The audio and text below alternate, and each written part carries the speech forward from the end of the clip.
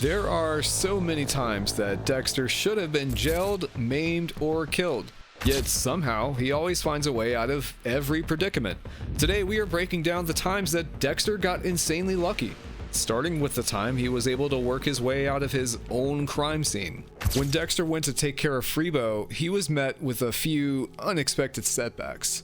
Freebo was a low-level drug dealer in Miami, but his criminal activity didn't stop there. Dexter knew Freebo was responsible for the deaths of 2 young women, but managed to get away with it. That miscarriage of justice was exactly why Dexter targeted him and broke into his house to kill him. Unfortunately for Dexter, someone was already in Freebo's house attacking him, Oscar Prado. No one knew it at the time, but Oscar was the brother of the ADA of Miami, Miguel Prado. Freebo and Oscar were obviously shocked and confused when they saw Dexter. Freebo used the confusion as a chance to escape, and Oscar attacked Dexter. During the struggle, Oscar hits Dexter so hard that his new dental crown was knocked out. His kill ritual rarely goes off the rails, and now not only did his original target get away, but he ended up killing Oscar instead, a man he still hadn't even identified. Now he was leaving evidence around that would definitely implicate him in Oscar's murder, but he didn't have time to find it. Freebo had employed a kid named Wendell to watch his front door for him, and when he heard the commotion and tried to check on his boss, Dexter had to get out of there fast. Dexter was in a panic. He took the knife with him, but locating the crown was a lost cause, so he had to leave it there. For anyone else, that would have been the end of the road. The cops were on the scene the very next morning, and that crown was covered in DNA that didn't belong to Freebo or Oscar, meaning a third party was definitely present. But luckily for Dexter, it's his job to analyze crime scenes for forensic evidence. He was the first one on the crime scene, but he knew what he was looking for. With no one looking, he found his crown and pocketed it. With no other evidence to go on, the team assumed Freebo killed Oscar and fled. Dexter may have had some explaining to do at his next dental appointment, but as far as the investigation into Oscar's death was concerned, he was scot-free.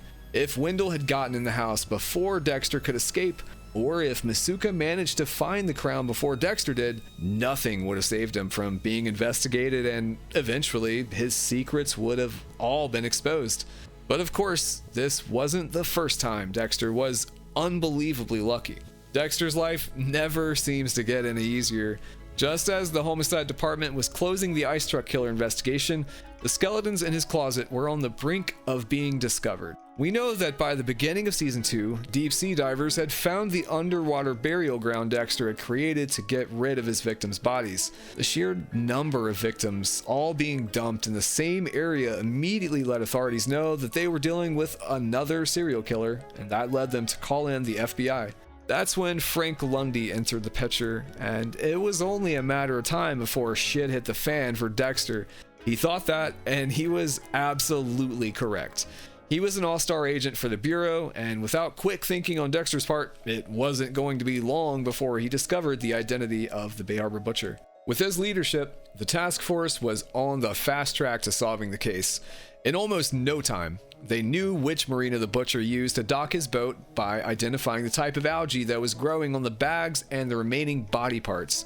With that information, the team knew they needed to get the security camera footage from those docks. Now, Dexter wasn't on the task force, but Lundy mentioned to Dexter that they were subpoenaing all of the footage from his marina. He knew right away that it would only be a matter of time before they found footage of him loading bags onto his boat and not coming back with any, and cleaning the boat afterwards. It doesn't get much more suspicious than that. Dexter knew what he had to do at that point.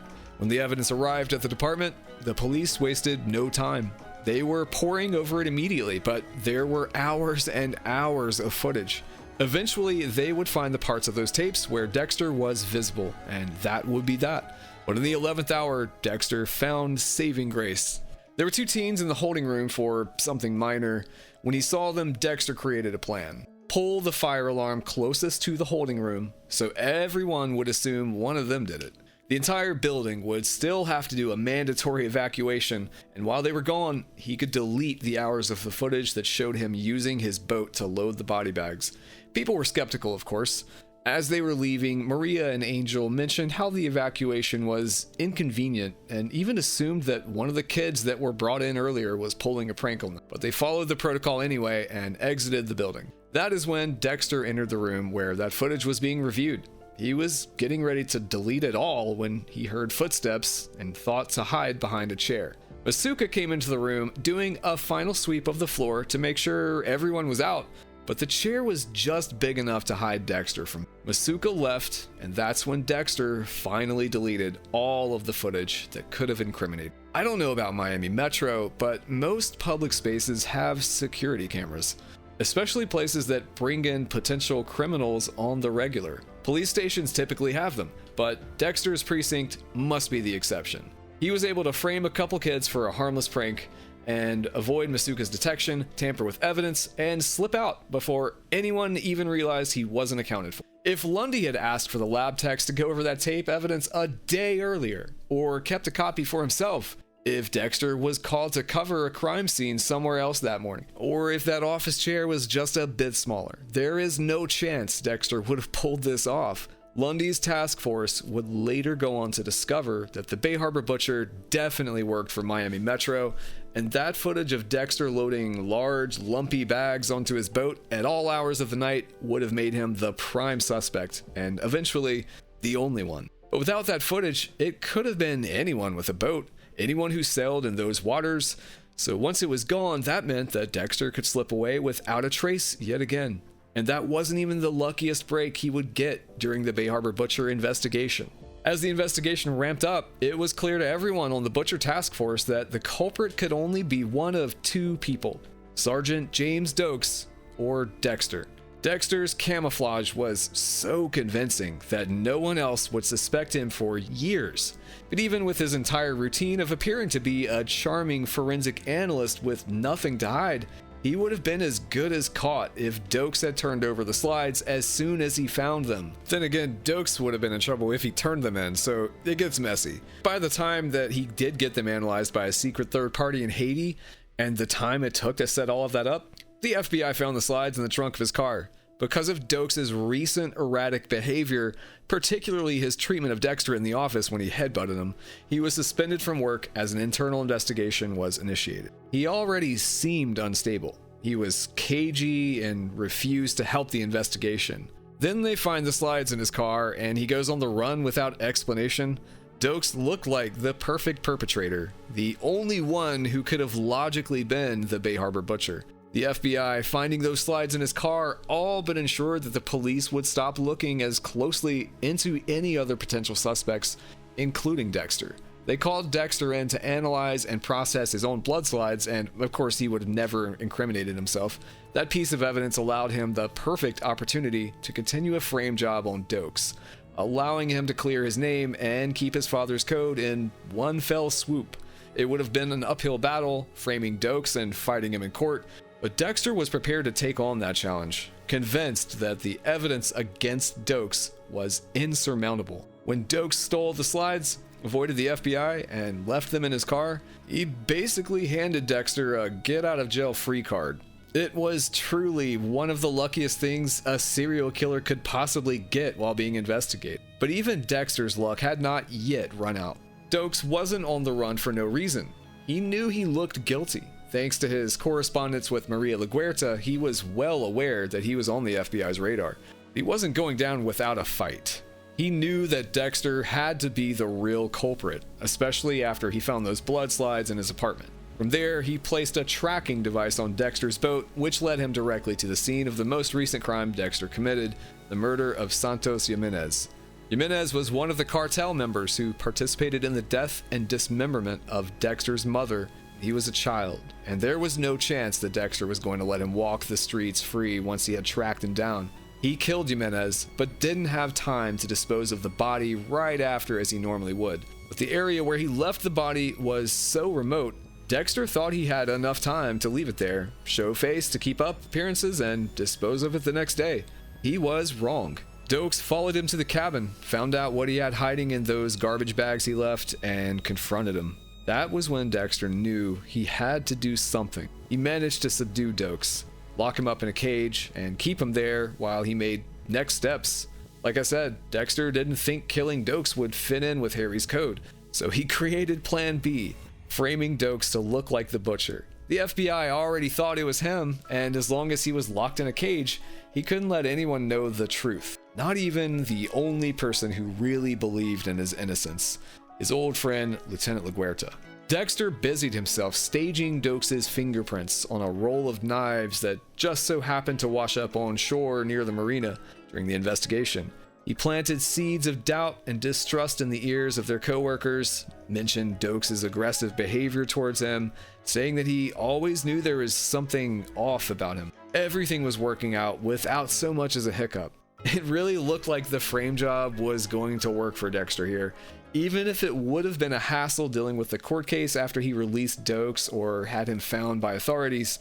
It felt more redeemable to Dexter than killing Dokes, someone he really didn't think fit the code. And maybe it wouldn't have worked. Maybe Dokes would have had an excellent team of attorneys. Maybe his powerful friends at the department would have made sure of that. They may have muddied the waters enough to get a mistrial or even an acquittal.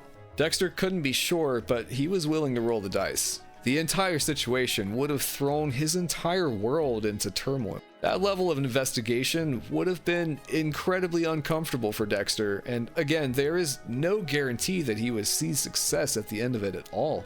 There is no way he could keep engaging in his ritual as the trial went on.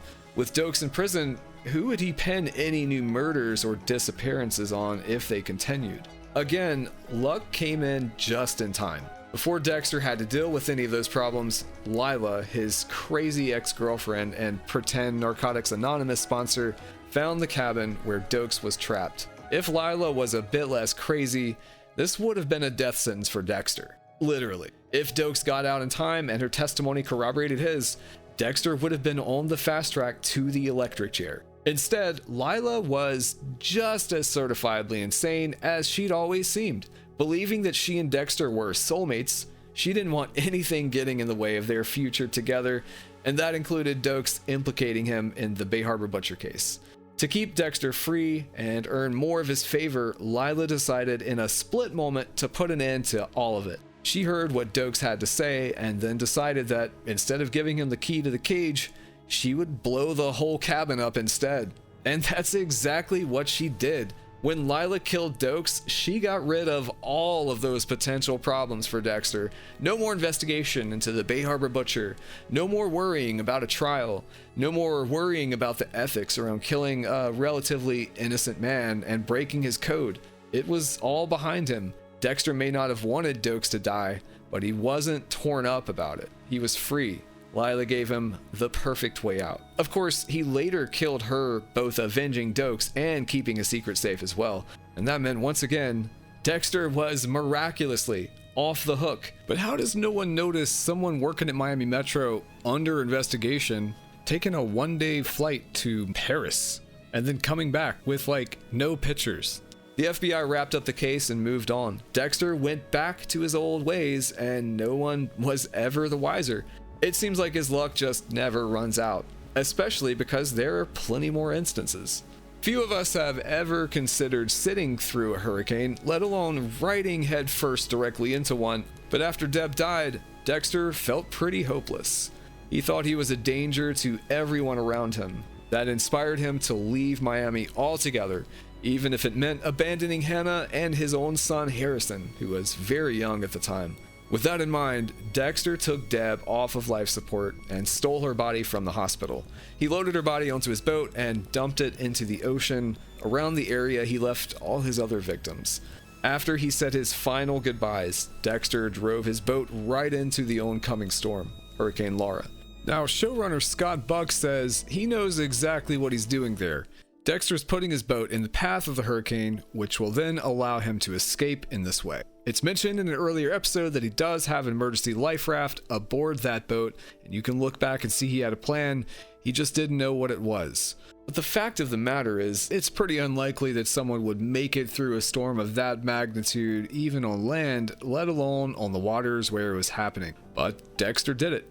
The series finale was widely seen as one of the worst endings in television history, which is a major blow for a show as beloved as Dexter, but perhaps there was some part of all of us that didn't want to see him meet his end. Rumor has it that the original storyline included Dexter dying at the end of the series, but where's the fun in that? Dexter got inexplicably lucky by living through Hurricane Laura, and as the sequel series New Blood would soon show, his ability to escape almost certain death wouldn't end there. Somewhere between the end of the original series and the beginning of New Blood, Dexter found his way from Oregon all the way to New York. He had taken on a new identity in the small town of Iron Lake. While he was living his best life pretending to be a normal man named Jim Lindsay, his son Harrison was having a really rough time. His adopted mother, Hannah, apparently died of pancreatic cancer, and that left Harrison all alone in the world. He knew that Dexter was still alive because of the letter he found addressed to Hannah from Dexter after his supposed death date. With enough time and determination, Harrison tracked Dexter down.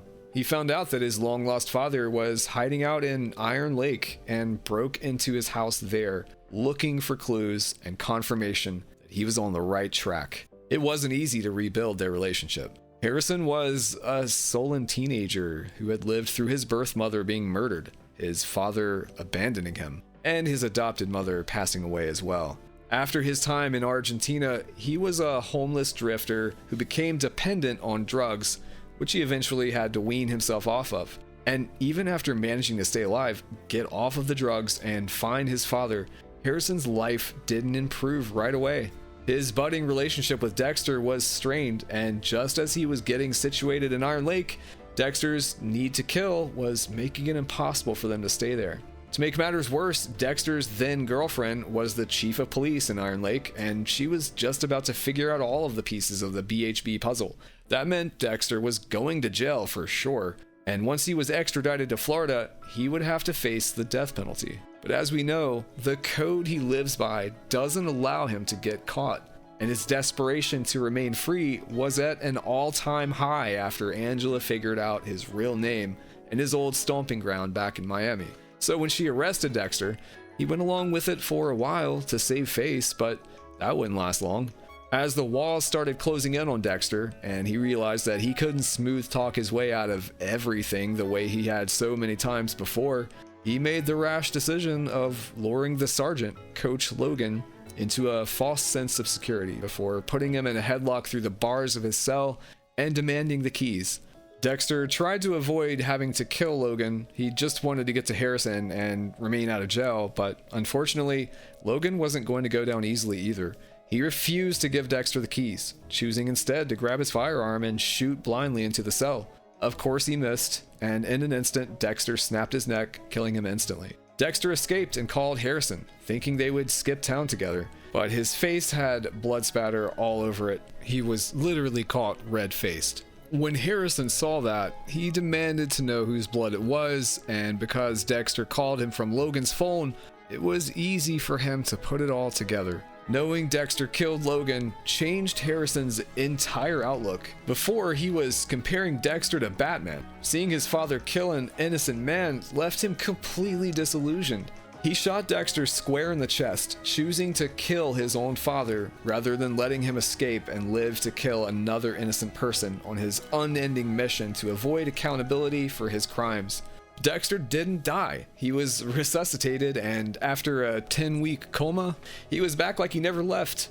Dexter has gotten out of a lot of sticky situations, but a gunshot that close to the heart would be enough for almost anyone else to tap out. He came back and continued his pattern of killing killers, saving so many lives in the process. And with time, even Harrison accepted him back into his life. For someone like Dexter, a person constantly searching for connection in their life, surviving the gunshot may not have been enough. But not only did he live after being shot again, but he got his family back too. And as we look forward to the second season of Resurrection, there is no doubt that Dexter will continue to see one lucky break after the other. Dexter has a lot of skills, but sometimes without a lot of luck on his side, he would have been investigated, caught in the act, or killed. Seeing how many times Dexter has cheated all of those situations, there is no doubt that many people can only wish they had a fraction of the good fortune that he had. There are so many times that Dexter got lucky. What other instances stand out to you? Let us know in the comments, and if you like this video, check out our video breaking down every serial killer who could have killed Dexter. And if you're feeling lucky, slash that subscribe button. Thanks for watching.